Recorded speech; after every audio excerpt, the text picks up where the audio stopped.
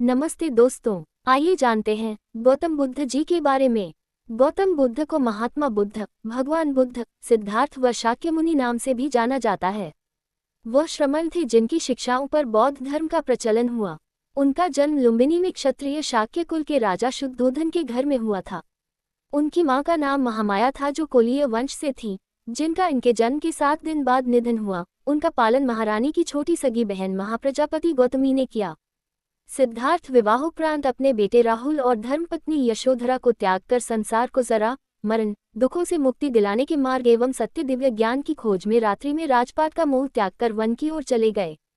वर्षों की कठोर साधना के पश्चात बोध गया बिहार में बोधि वृक्ष के नीचे उन्हें ज्ञान की प्राप्ति हुई और वे सिद्धार्थ गौतम से भगवान बुद्ध बन गए।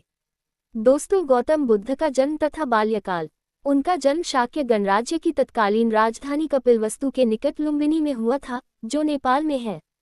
लुम्बिनी वन नेपाल के तराई क्षेत्र में कपिलवस्तु और देवदल के बीच नौतनवा स्टेशन से 8 मील दूर पश्चिम में रुक्मिंदेही नामक स्थान के पास स्थित था।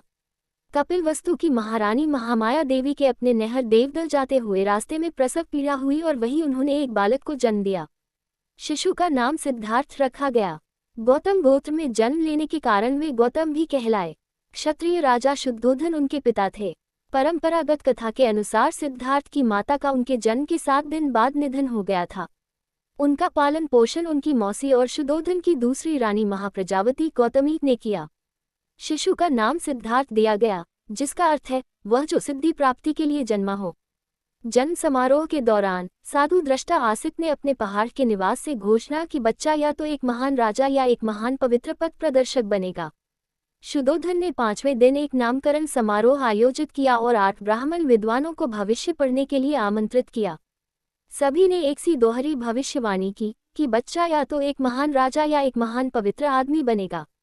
दक्षिण मध्य नेपाल में स्थित लुम्बिनी में उस स्थल पर महाराज अशोक ने 3री शताब्दी ईसा पूर्व बुद्ध के जन्म की स्मृति में एक स्तंभ बनवाया था।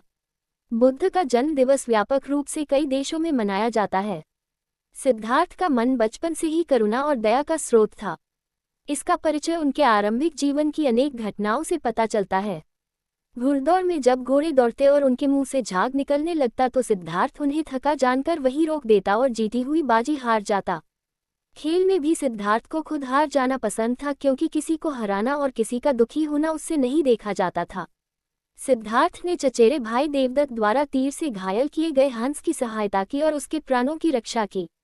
दोस्तों, गौतम बुद्ध की शिक्षा एवं विवाह। सिद्धार्थ ने राजकाज और युद्ध विद्या की भी शिक्षा ली। कुश्ती, घुड़दौड़, तीर कमान, रथ हाँकने में कोई उसकी बराबरी नहीं कर पाता। 16 वर्ष की उम्र में सिद्धार्थ का कन्या यशोधरा के साथ विवाह हुआ। पिता द्वारा ऋतुओं के अनुरूप बनाए गए वैभवशाली और समस्त भोगों से युक्त महल में वे यशोधरा के साथ रहने लगे, जहां उनके पुत्र राहुल का जन्म हुआ। लेकिन विवाह के बाद उनका मन वैराग्य में चला और सम्यक सुख शांति के लिए उन्होंने अपने परिवार का त्याग कर दिया। दोस्तों, गौतम बुद्ध का विरक्ति। राजा शुद्धोधन ने सिद्धार्थ के लिए भोग विलास का भरपूर प्रबंध कर दिया।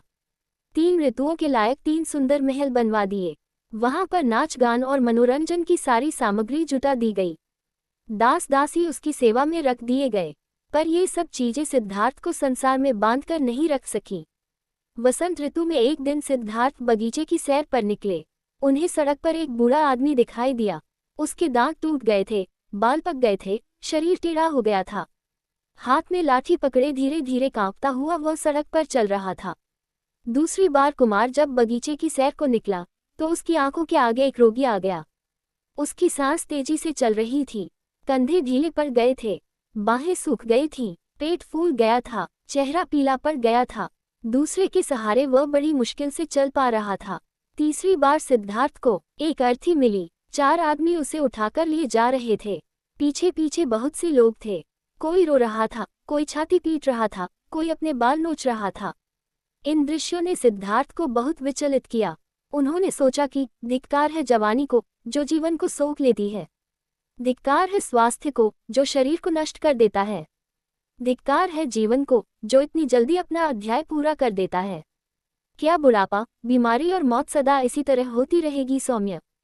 चौथी बार कुमार बगीचे की सैर को निकला तो उसे एक सन्यासी दिखाई पड़ा।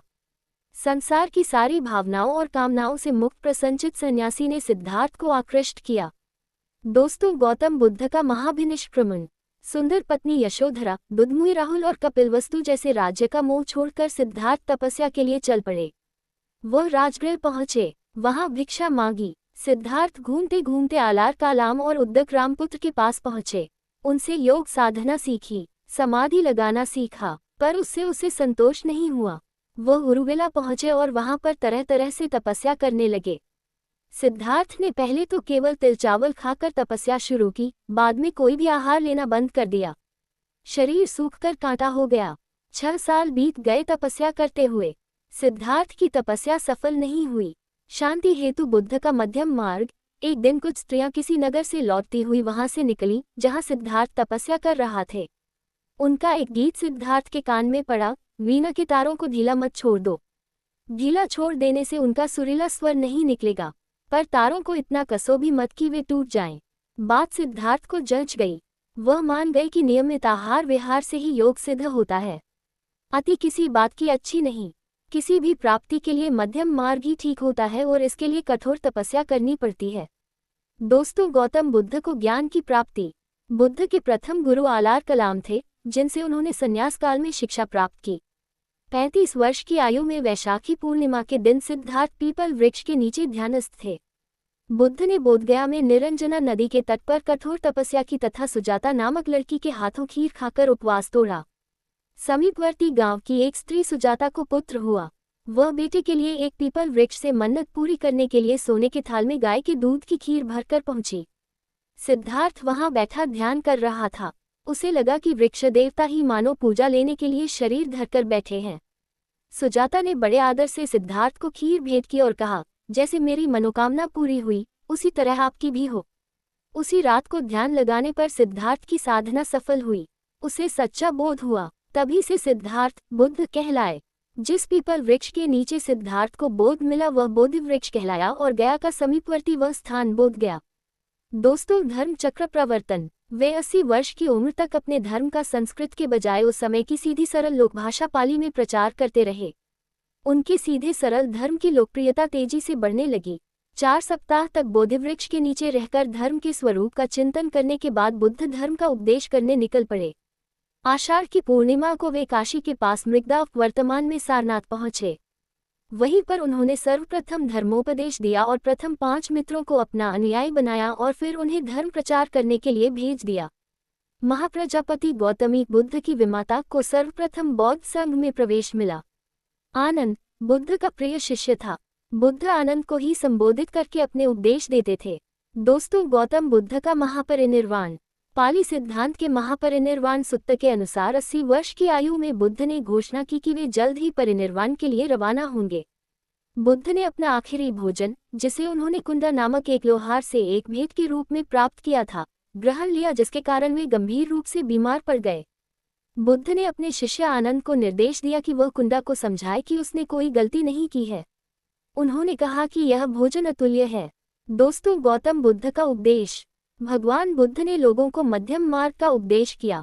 उन्होंने दुख, उसके कारण और निवारण के लिए अष्टांगिक मार्ग सुझाया। उन्होंने अहिंसा पर बहुत जोर दिया है। उन्होंने यज्ञ और पशु बलि की निंदा की। बुद्ध के उपदेशों का सार इस प्रकार है। आर्य सत्य 4 हैं। 1 दुख, संसार में दुख है। 2 समुदय, दुख के कारण है। 3 निरोध, दुख के निवारण है। 4 मार्ग, निवारण के लिए अष्टांगिक मार्ग है। आर्य अष्टांग मार्ग। बौद्ध धर्म के अनुसार चौथे आर्य सत्य का आर्य अष्टांग मार्ग है, दुख निरोध पाने का रास्ता। गौतम बुद्ध कहते थे कि 4 आर्य सत्य की सत्यता का निश्चय करने के लिए इस मार्ग का अनुसरण करना चाहिए। सम्यक दृष्टि, 4 आर्य सत्य में विश्वास करना। सम्यक संकल्प, मानसिक और नैतिक विकास की प्रतिज्ञा करना। सम्यक वाक, हानिकारक बातें और झूठ न बोलना। सम्यक कर्म, हानिकारक कर्म न करना। सम्यक जीविका, कोई भी स्पष्ट या अस्पष्ट हानिकारक व्यापार न करना। सम्यक प्रयास, अपने आप सुधरने की कोशिश करना। सम्यक स्मृति, स्पष्ट ज्ञान से देखने की मानसिक योग्यता पाने की कोशिश करना। सम्यक समाधि, निर्वाण पाना और स्वयं का गायब होना। कुछ लोग आर्य अष्टांग मार्ग को पथ की तरह समझते हैं, जिसमें आगे बढ़ने के लिए पिछले के स्तर को पाना आवश्यक है, और लोगों को लगता है कि इस मार्ग के स्तर सब साथ साथ पाए जाते हैं। मार्ग को 3 हिस्सों में वर्गीकृत किया जाता है, प्रज्ञा, शील और समाधि। दोस्तों, बौद्ध धर्म एवं संघ। बुद्ध के धर्म प्रचार से भिक्षुओं की संख्या बढ़ने लगी। बड़े बड़े राजा महाराजा भी उनके शिष्य बनने लगे। शुद्धोधन और राहुल ने भी बौद्ध धर्म की दीक्षा ली। भिक्षुओं की संख्या बहुत बढ़ने पर बौद्ध संघ की स्थापना की गई।